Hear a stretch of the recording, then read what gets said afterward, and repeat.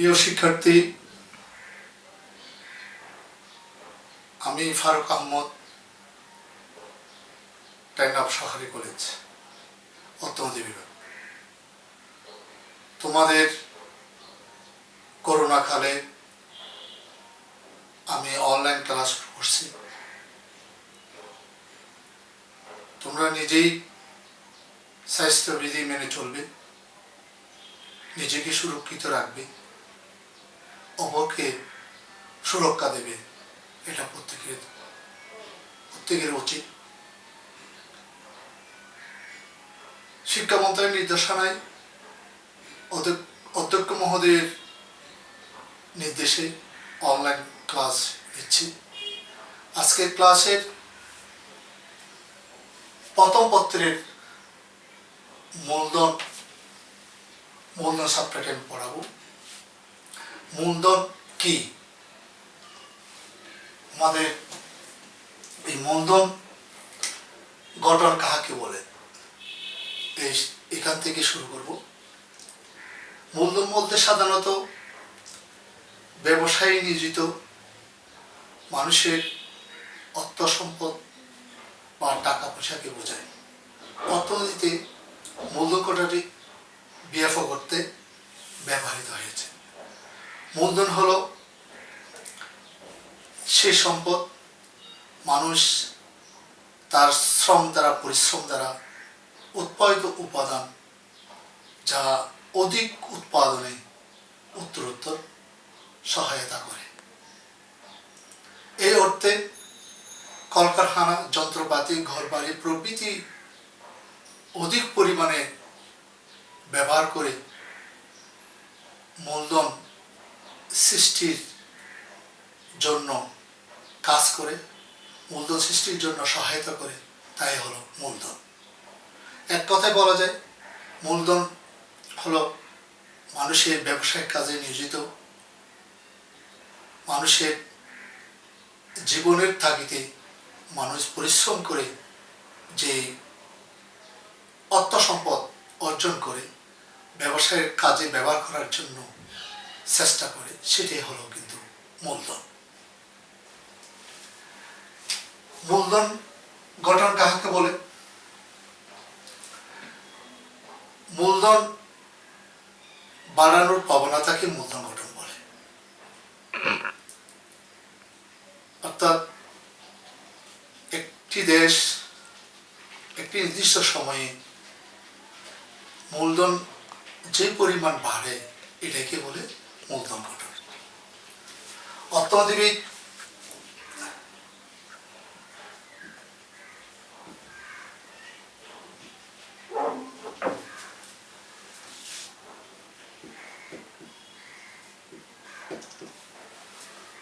অর্থনীতিবিদ ব্যাংহারের মতে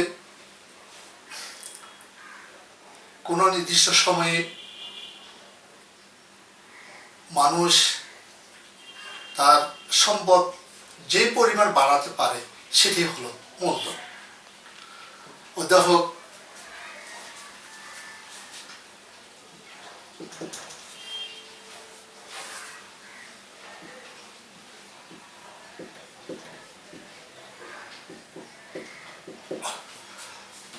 কোচনেট বলেন,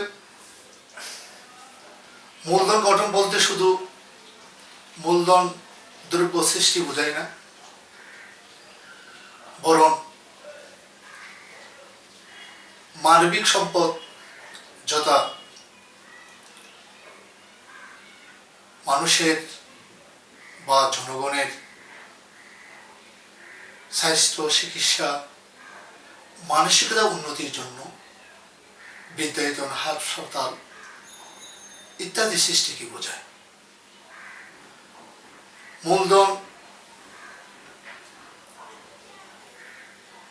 মূলধন দ্রব্য সঞ্চয়ের উপর নির্ভর করে। সঞ্চয় মানে মূলধন নয়। মানুষ সঞ্চয়ের একটি অংশ যন্ত্রপাতি, কলকারখানা, যানবাহন, ঘরবাড়ি ইত্যাদি বাড়ানোর জন্য প্রয়োগ করে, তাকে মূলধন গঠন বলে। অর্থাৎ সঞ্চিত অর্থকে দ্রব্যে রূপান্তর করাই হলো মূলধন গঠন।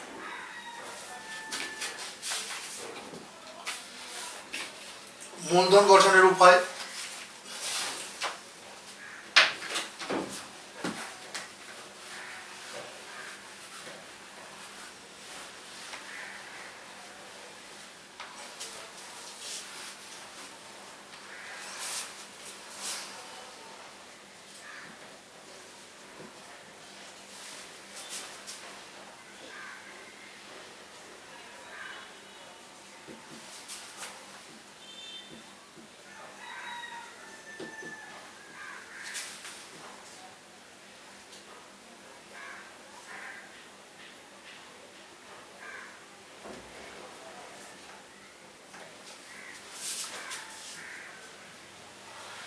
মূলধন গঠনের উপায়গুলো লিখো। প্রশ্নটা এটাই, মূলধন বাড়ানোর প্রবণতাকে মূলধন গঠন বলে। মূলধন গঠন নিম্নলিখিত বিষয়ের উপর নির্ভর করে। 1 নম্বর,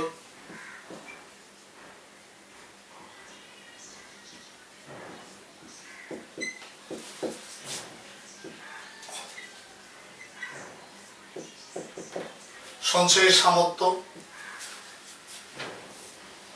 2 নম্বর হলো সঞ্চয়ের ইচ্ছা।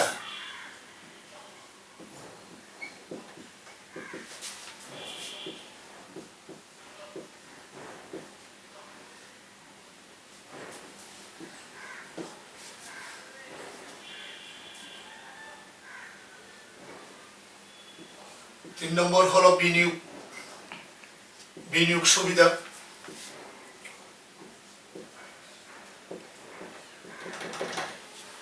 4 নম্বর হলো অন্যান্য কারণ।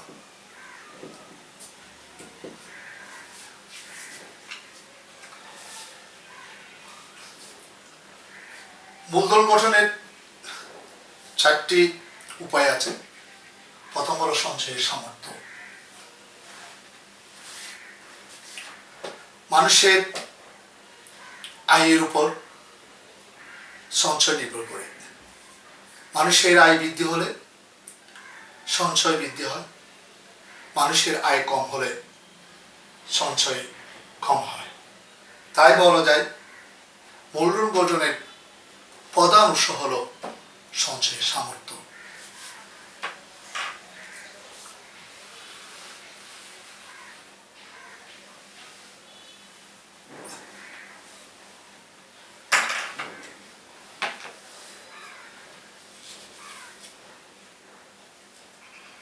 সঞ্চয়ের সামর্থ্যের কারণে সঞ্চয়ের ইচ্ছা নির্ভর করে।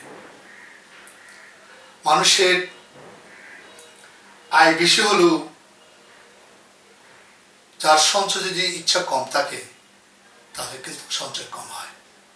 মানুষের আয় কম হলে, মানুষের জীবনযাত্রার মান নিম্নমান হলে যদি তার সঞ্চয়ের ইচ্ছা থাকে তখন সঞ্চয় গঠন হয়।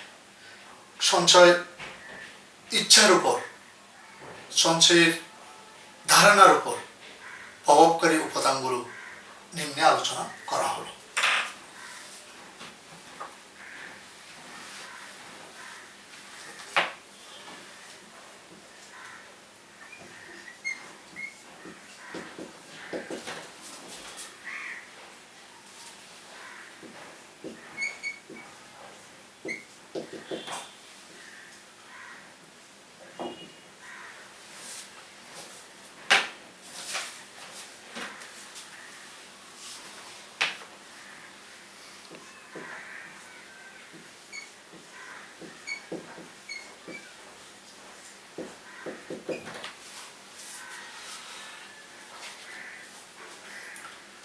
দূরদর্শী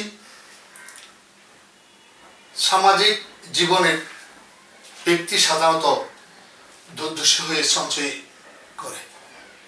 যারা ভবিষ্যতের চিন্তা করে, যাদের দূরদর্শী সম্পন্ন ব্যক্তি, তারা কিন্তু অর্থ সঞ্চয় করে বা সঞ্চয় বাড়ে। তাহলে এভাবে গঠিত হয় মূলধন।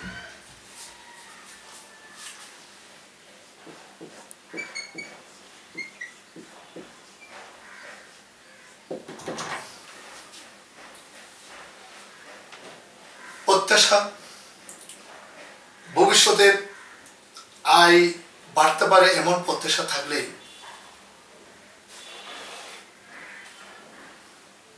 সঞ্চয় কিন্তু কম হয়। ভবিষ্যতে আয় বাড়বে না, ভবিষ্যতের জীবন কষ্ট হবে, এটাকে লাঘব করার জন্য মানুষ কিন্তু সঞ্চয় করে। এই সঞ্চয় কিন্তু মূলধন গঠনে সহায়তা করে।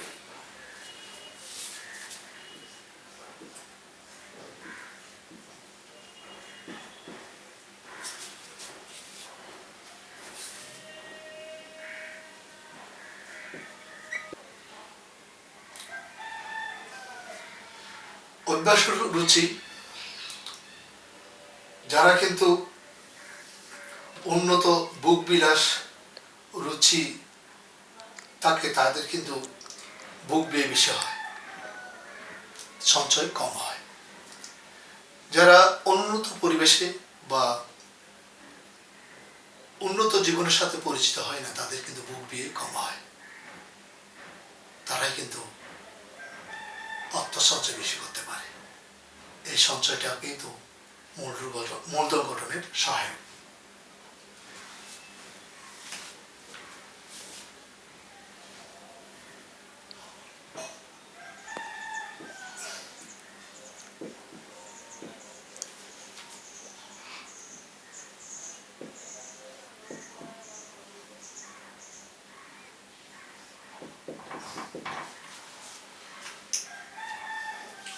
উচ্চাবিলাস, যারা কিন্তু ভবিষ্যতে আরাম আয়াস করতে চায়, জীবন যাপন উন্নত করতে চায়, তাদের ছেলে মেয়েদের, তাদের পরিবারদের কিন্তু উন্নত জীবন করতে চায়, তারা কিন্তু ভবিষ্যতে অর্থ সঞ্চয় করে বিলাস বহুল জীবন যাপন করার জন্য, ভবিষ্যতের জন্য সঞ্চয় করে। এই সঞ্চয়টাই হলো মূলধন গঠনের সৃষ্টি।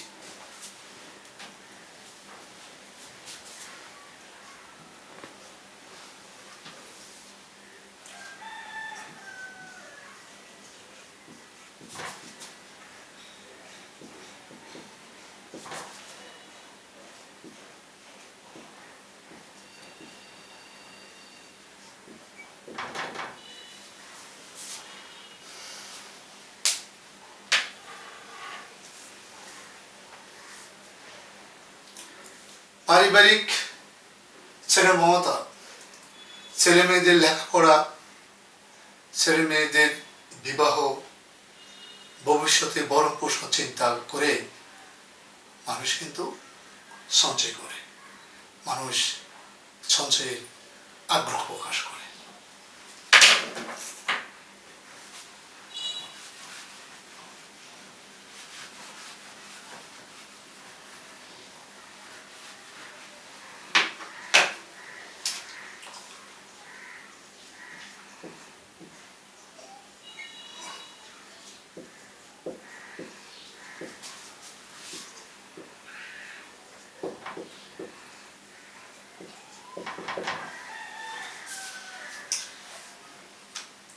সামাজিক নিরাপত্তা,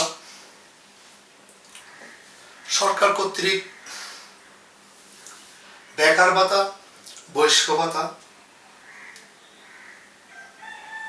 শিক্ষা ভাতা, অন্যান্য ভাতাগুলো যখন পায় মানুষ কিন্তু সঞ্চয় কম করে। সামাজিক পক্ষান্তরে সামাজিক নিরাপত্তার অভাব থাকলে ভবিষ্যতে কি করবো এটা কিন্তু মানুষের মনের মধ্যে দাগ লাগলে মানুষ কিন্তু ভবিষ্যতের সুখ শান্তির জন্য, সামাজিক নিরাপত্তার জন্য মানুষ কিন্তু কখন সঞ্চয় করে।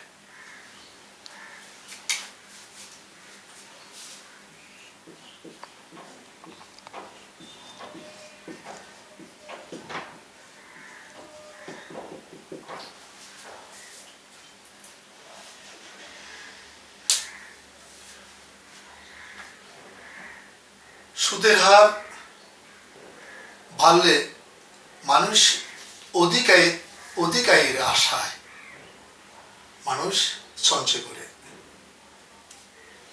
আবার সুদের হার কমলে মানুষ কিন্তু সঞ্চয়ের হার কমায় দেয়। তখন মানুষের কাছে আয় ইনকামটা কমে যায়, মানুষ কিন্তু সঞ্চয় কিন্তু তেমন একটা করতে পারে না। চিত্রের সাহায্যে এই সুদের হারটা আমি কিন্তু আলোচনা করব।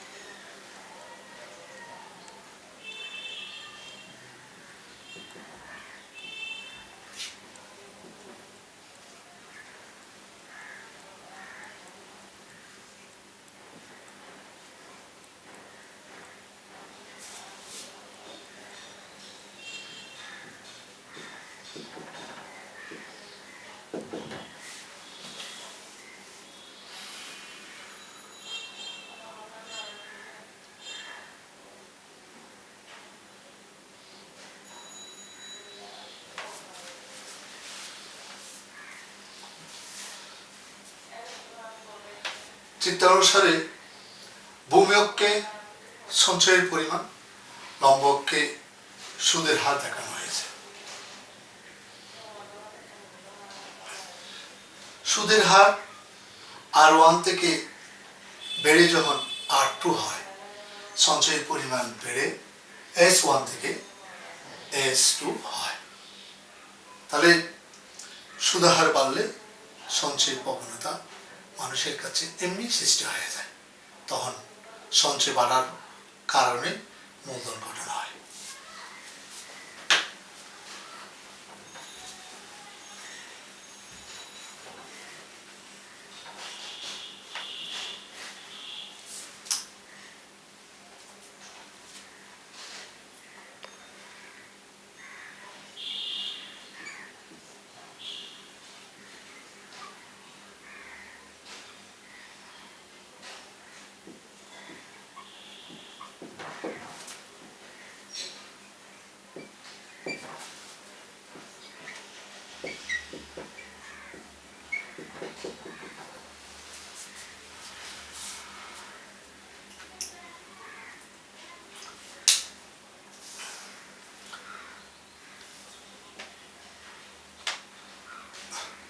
রাজস্ব নীতি ও কর হার। সরকার রাজস্বের প্রধান হাতিয়ার হলো কর। কর হার যদি বেড়ে যায়, মানুষের সঞ্চয়ের ক্ষমতা কম হয়। আবার কর হার যদি কম হয়, তখন সঞ্চয়ের প্রবণতা বেড়ে যায়। মানুষের টাকা উদ্ধৃত থাকে, তখন মানুষ কিন্তু সেই টাকাটা সঞ্চয় হিসেবে জমা রাখে। এটা মূলধন হিসাবে কিন্তু বিভিন্ন ব্যবসা বাণিজ্যে ব্যবহার করতে পারে।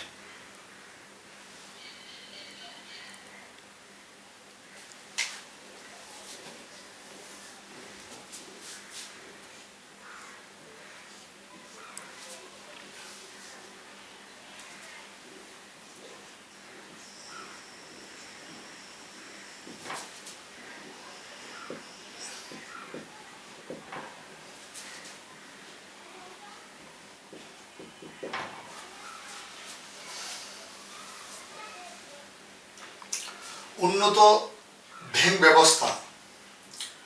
ব্যাংক ব্যবস্থা উন্নয়ন হলে মানুষের সঞ্চয়ের পরিমাণ বাড়ে। পক্ষান্তরে অনুন্নত ব্যাংক ব্যবস্থা, যেখানে ব্যাংক ব্যবস্থার প্রসার কম, সেখানে কিন্তু সঞ্চয় প্রবণতা কমে যায়, মানুষ সঞ্চয় করতে চায় না। ব্যাংক যদি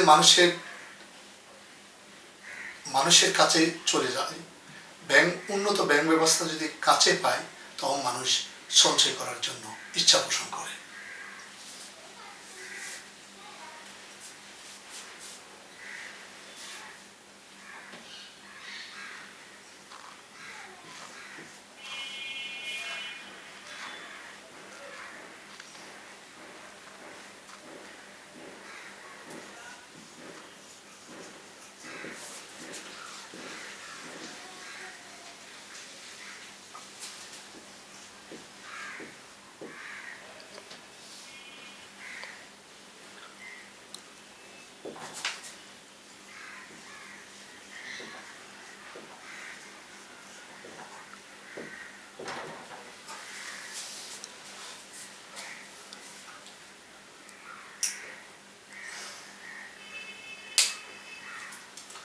সঞ্চয়ের প্রবণতা অনেকটা নির্ভর করে শিক্ষা ও সামাজিক রীতিনীতি, মানুষের আচার ব্যবহার, প্রচলিত রীতিনীতির উপর নির্ভর করে।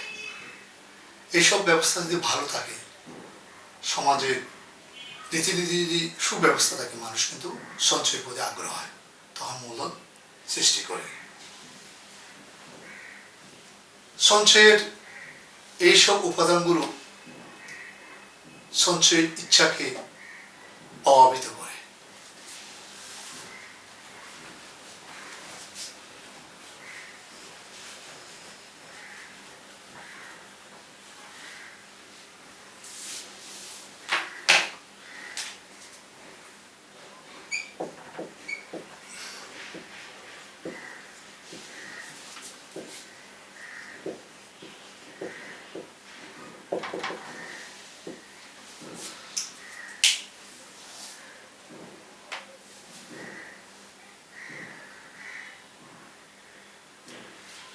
বিনিয়োগ সুবিধা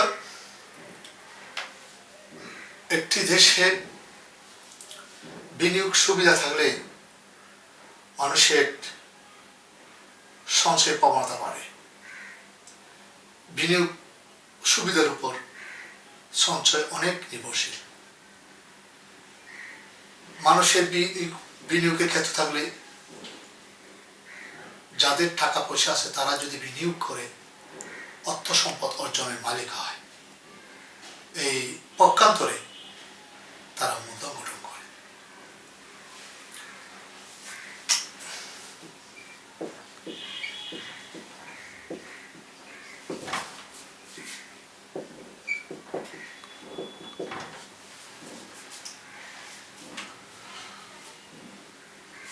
উপরোক্ত কারণগুলো ছাড়াও সরকার ঋণ গ্রহণের মাধ্যমে মূলধন গঠন করে। যেমন বিশ্বব্যাংক, আন্তর্জাতিক অর্থ তহবিল, বিদেশি রাষ্ট্রসমূহ হতে ঋণ নিয়ে সরকার মূলধন গঠন করে। তাছাড়াও সরকারি সঞ্চয় ব্যক্তিগত আয় একত্রিত করে উন্নয়নমূলক কাজে ব্যবহার করার পরে মানুষের কিন্তু সঞ্চয় সৃষ্টি হয়, মানুষের কিন্তু মূলধন সৃষ্টি হয়। উপরোক্ত আলোচনায় বলতে পারি, আমাদের মূলধন গঠনের জন্য সবচেয়ে বেশি গুরুত্বপূর্ণ হলো সঞ্চয়ের সামর্থ্য আর সঞ্চয়ের ইচ্ছা, আর বিনিয়োগের দেশের মধ্যে বিনিয়োগের ক্ষেত্র থাকতে হবে। এই তিনটা জিনিস যদি মানুষের কাছে প্রতীয়মান হয়, মানুষের কাছে যদি বিদ্যমান থাকে, তাহলে মানুষ যে কোনো উপকারে মূলধন গঠন করবে। এই মূলধন গঠনই দেশের উন্নয়নের জন্য, জাতির উন্নয়নের জন্য, সমাজ উন্নয়নের জন্য, শিক্ষা ব্যবস্থা উন্নয়নের জন্য, স্বাস্থ্য ব্যবস্থা উন্নয়নের জন্য ব্যবহৃত হয়।